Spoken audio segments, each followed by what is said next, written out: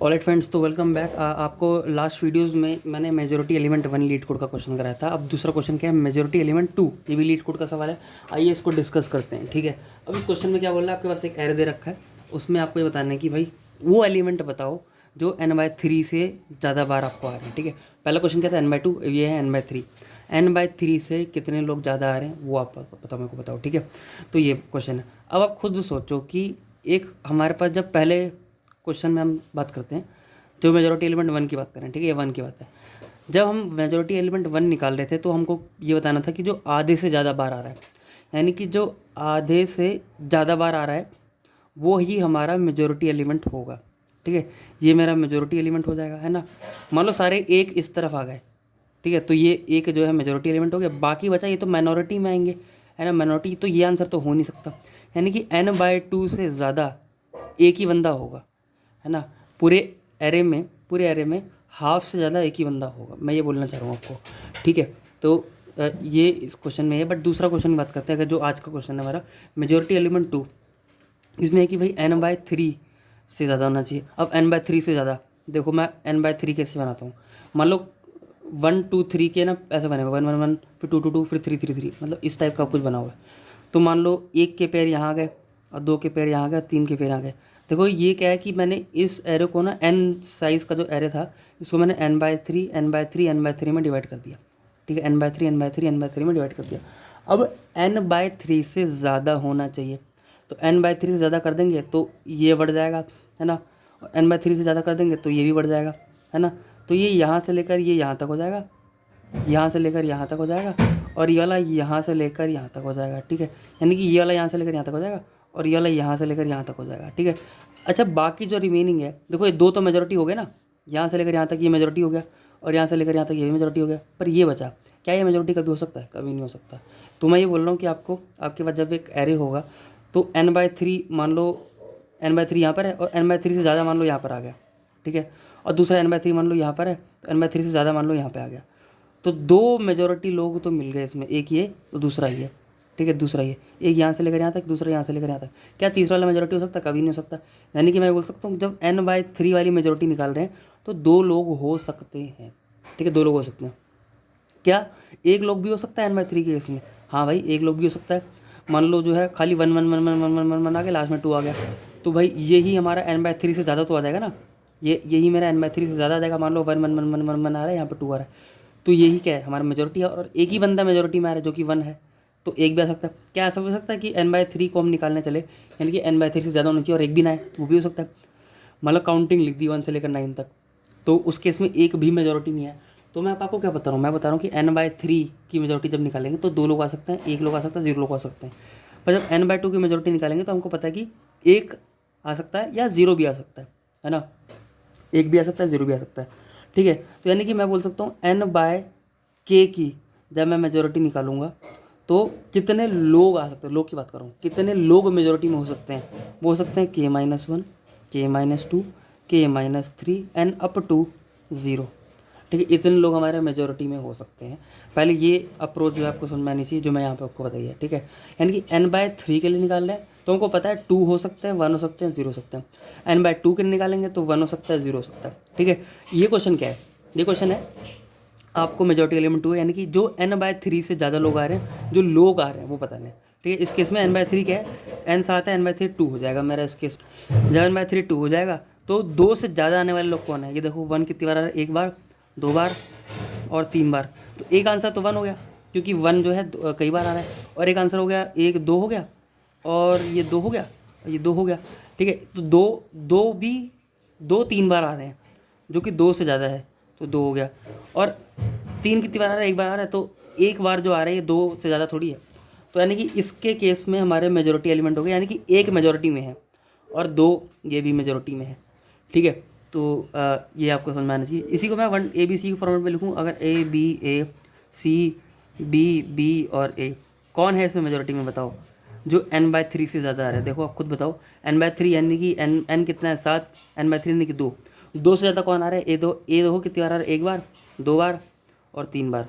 A 3 बार आ रहा है तो A मेजोरिटी में हो गया, क्योंकि 2 से ज़्यादा आ रहा है। और B को देखें, अगर B एक बार, B 2 बार, B 3 बार, B 3 बार आ रहा है तो B भी मेजोरिटी में हो गया।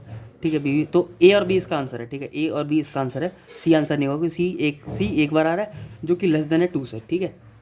तो आई होप आपको इसकी अप्रोच मतलब सॉरी क्वेश्चन आपको क्लियर हो गया होगा। अब थोड़ा सा आगे बढ़ते हैं। अब इसकी अप्रोच कैसे करेंगे। अब हमको पता है कि 2 ही आ सकते हैं, 2 से ज़्यादा तो नहीं आएंगे ना, तो एक काम करते हैं यार 2 ही वेरिएबल बना देते हैं।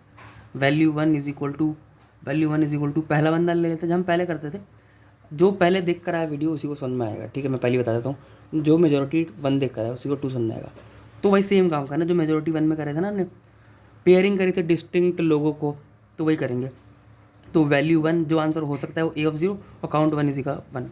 Similarly value 2 is equal to A of 0 और काउंट 1 यहाँ पे थोड़ा सा अलग है जो कि होगा 0। अब आप बोलोगे यार मेरे को कैसे पता, मेरे को तो आएगा नहीं, अगर क्वेश्चन आ गया तो मैं कैसे करूँगा। यार ये बहुत स्टैंडर्ड क्वेश्चन है, इसकी एक स्टैंडर्ड अप्रोच है, ये स्टैंडर्ड एल्गोरिथम है, ये सबको आना चाहिए, और नहीं आता तो ये सीखने वाली बात है, ठीक है, यहीं पे सीखना है, ठीक है। तो अपना दिमाग ज़्यादा इसमें लगाना नहीं, क्योंकि भाई ये स्टैंडर्ड सवाल जो जैसे होते हैं ये स्टैंडर्ड सवाल ही है, ठीक है। अपना दिमाग लगा कर सकते हो, पर ये बहुत स्टैंडर्ड है, तो मैं इसमें क्या बिल्ड कैसे बताऊँ कि सोच कैसे बिल्ड करते हैं, ठीक है। तो इस क्वेश्चन को बस समझ लो आप, ठीक है, कैसे करेंगे।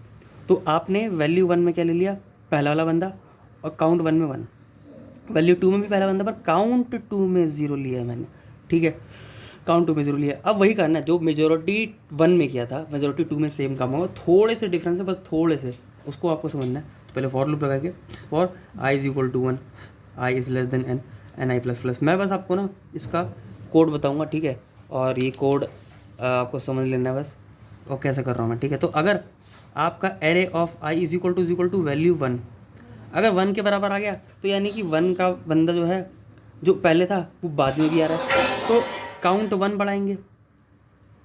बढ़ाएंगे, और एल्स इफ़ ये भी हो सकता है ना कि एरे ऑफ आई में हमको वैल्यू 2 मिल गया, तो किसको बढ़ाएंगे, काउंट 2 को बढ़ाएंगे, काउंट 2 को बढ़ा दिया मैंने, ठीक है। एल्स का मतलब ना तो वैल्यू 1 के मिला बराबर, ना वैल्यू 2 के बराबर मिला, यानी कि जहाँ पे जो बंदा है और जो अगले बंदा आ रहा है, जो अगला वाला बंदा बराबर नहीं है, ना तो वैल्यू 1 के ना वैल्यू 2 के, उस केस में हम क्या करेंगे, उस केस में हम ये देख लेंगे पहले, उस केस में हम, आपको याद है ना हम घटाया करते थे काउंट को, अब इस केस में भी काउंट को घटाएंगे, सेम चीज़ है, दोनों के काउंट को घटाएंगे, बट पहले चेक करना है, ठीक है। ये बात याद रखना कि चेक पहले करना है कि काउंट 1 0 है क्या। अगर काउंट 1 तो 0 नहीं होगा, काउंट 1 अगर 0 हो गया तो वैल्यू 1 में ए ऑफ आई और काउंट 1 में 1, ठीक है। एल्स इफ क्या काउंट 2 0 तो नहीं हो गया, अगर काउंट 2 0 हो गया तो value 2 is equal to A of i और काउंट 2 इज इक्वल टू 1, ठीक है। याद रखना यहाँ पे 1 है, यहाँ पे 1 है, यहाँ पे 0 था, बस इतना याद रखना, ठीक है। तो ये हमने कर दिया जब मैच नहीं कर रहे थे, और एल्स में मैंने क्या कर दिया, दोनों को माइनस कर दिया, काउंट 1 माइनस माइनस और काउंट 2 माइनस माइनस, ठीक है, दोनों को मैंने माइनस कर दिया, थोड़ा नीचे चला गया पर कोई बात नहीं, काउंट 2 माइनस माइनस, ठीक है।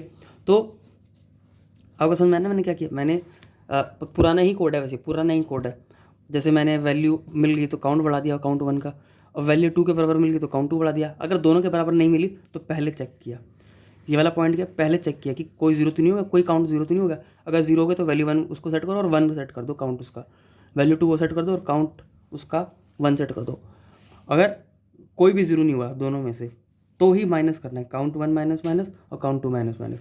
अब इससे क्या मिलेगा हमको, इससे हमको मिलेगा एक वैल्यू 1 मिलेगा, एक वैल्यू 2 मिलेगा, है ना, यानी कि वैल्यू 1 भी एक कैंडिडेट है और वैल्यू 2 भी एक कैंडिडेट है। और इसके बाद तो आपको पता ही क्या करना है, एक फॉर लूप लगाना है और चेक करना है कि क्या ये जो है n/3 से ज़्यादा है, क्या ये n/3 से ज़्यादा है, दोबारा चेक करना है, जैसे हमने पहले क्वेश्चन में किया था, तो चेक करना है। और जो भी अगर मान लो दोनों ही आ रहे हैं तो दोनों को वेक्टर में पुश करके रिटर्न कर देना, ठीक है। तो इतने वाले काम के बाद हमको क्या मिलेगा, जो हमने यहाँ पे किया, इस काम के बाद हमको वैलिड कैंडिडेट मिलेंगे कि value 1 value 2 they are the valid candidate, ये हो सकते हैं। पर दूसरे स्टेप में हमको क्या करना है, फॉर लूप लगाना है, चेक करना है वैल्यू 1 कितनी बार आ रही है एरे के अंदर, ये वैल्यू 1 जो है वो एरे में कितनी बार, क्या n/3 से ज़्यादा आ रही है अगर, तो हम पहले इसकी ऑकरेंस निकालेंगे, इसकी फ्रीक्वेंसी निकालेंगे, फिर इसकी फ्रीक्वेंसी निकालेंगे, फिर चेक करेंगे क्या फ्रीक्वेंसी n/3 से बराबर बड़ी है इसकी, क्या फ्रीक्वेंसी इससे बड़ी बढ़ती है, भाई जिसकी भी बड़ी है उसको वेक्टर में डाल के रिटर्न कर देना, यही आपका क्या हो जाएगा, क्वेश्चन हो जाएगा, ठीक है। तो शॉर्ट वीडियो रखते हैं, इसको ज़्यादा लंबी नहीं करते, पर आई होप आपको समझ में आए मेजोरिटी एलिमेंट 2, ठीक है। मैंने इसकी अप्रोच नहीं बताई कैसे बिल्ड करते हैं, क्या बिल्ड करते हैं, ठीक है, क्योंकि इसकी क्या ही अप्रोच बताऊँ, ये बहुत ही स्टैंडर्ड, बहुत ही बेसिक, बहुत ही सिंपल एल्गोरिथम है। इसको मूर वोटिंग एल्गोरिथम भी बोलते हैं शायद से, मैं लिख देता हूँ यहाँ पे नाम, ठीक है, मूर मेजोरिटी वोटिंग एल्गोरिथम, ठीक है। ऐसी कुछ एल्गोरिथम होती है, नाम होता है एग्जैक्टली मेरे को याद नहीं, पर शायद यही होता है, ठीक है। तो ये देख लेना, ये बेसिक एल्गो है, ठीक है, एल्गो है ये। तो इस एल्गो को देख लेना, और अगर आपको ये समझ में आ गया तो इसको वही लीड कोड पे आपको सबमिट कर देना, ठीक है। तो मेजोरिटी एलिमेंट 1 हो गया, मेजोरिटी एलिमेंट 2 हो गया, दोनों हमारे मेजोरिटी एलिमेंट वाले क्वेश्चन हो गए। तो मिलते हैं नेक्स्ट वीडियो में।